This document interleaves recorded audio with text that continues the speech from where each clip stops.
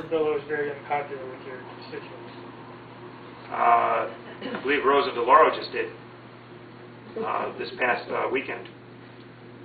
Maybe it's a representative democracy, and if a good congressperson would probably have a finger on the pulse of his district and try, when possible, to represent their interests as best as possible. This crowd doesn't seem to care in any way.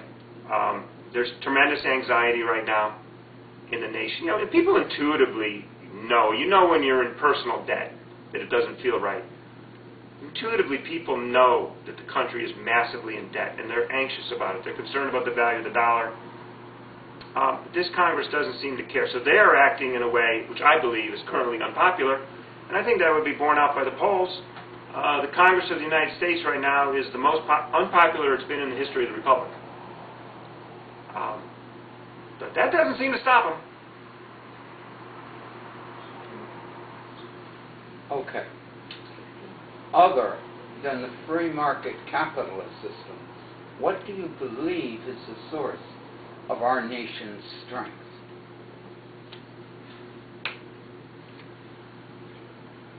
Probably it's people. I mean, our system, we're the only country that's kept the same form of government for this long of a duration that I can think of. Freedom and our people make the country great. The private sector is essential to our country being great. Lack of government meddling and interference.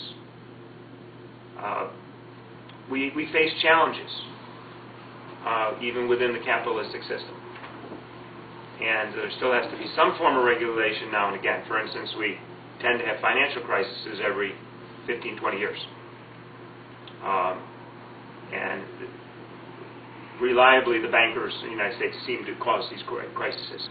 And you can take that to the bank.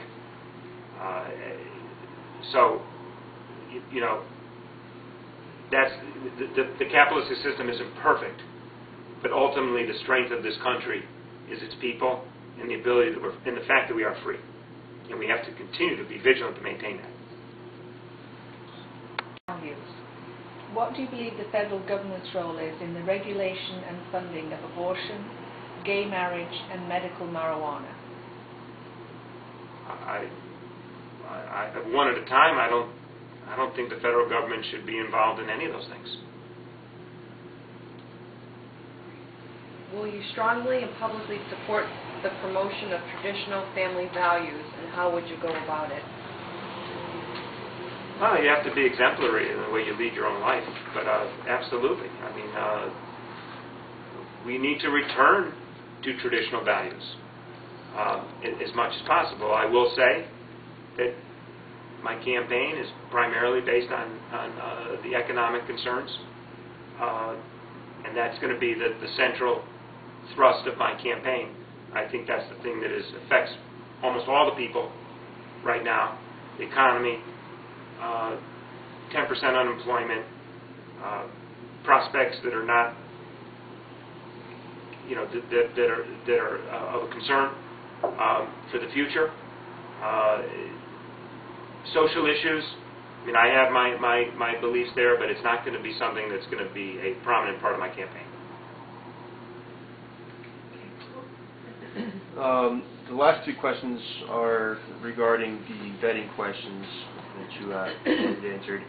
One of the vetting questions asked if you agreed that the free market should be allowed to operate unencumbered by the U.S. government, including import and export tariffs or quotas, and that the government should not give one corporation an advantage over another, either by taxation, regulation, or subsidization. You did not answer this question. Can you please explain your position? It's a little bit of an esoteric question, but I think I'd be hearing you ask the question again. I would probably answer that yes. Thank you.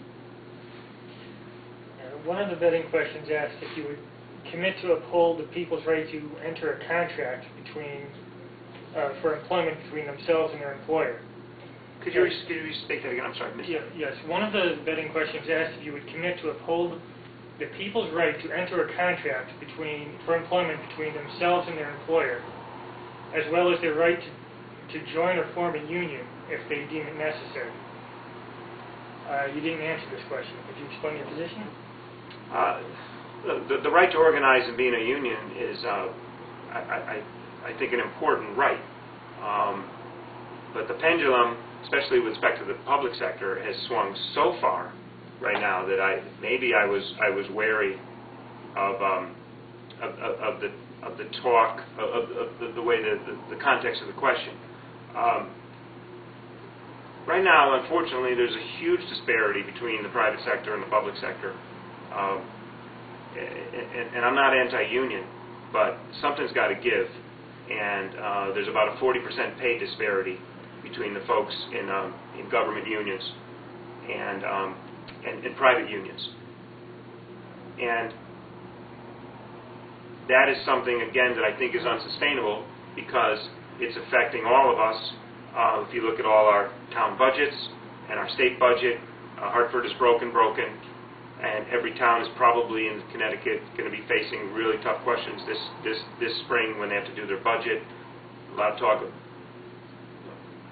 reducing essential services, layoffs.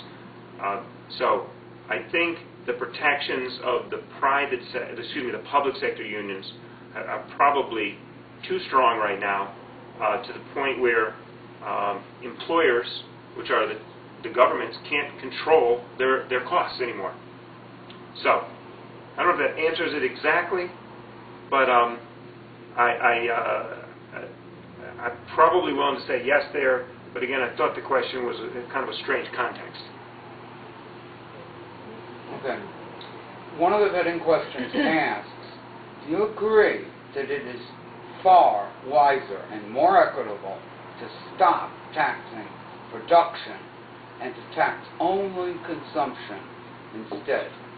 You didn't answer the question, and please explain your position. I'd like to limit taxation on both as much as possible.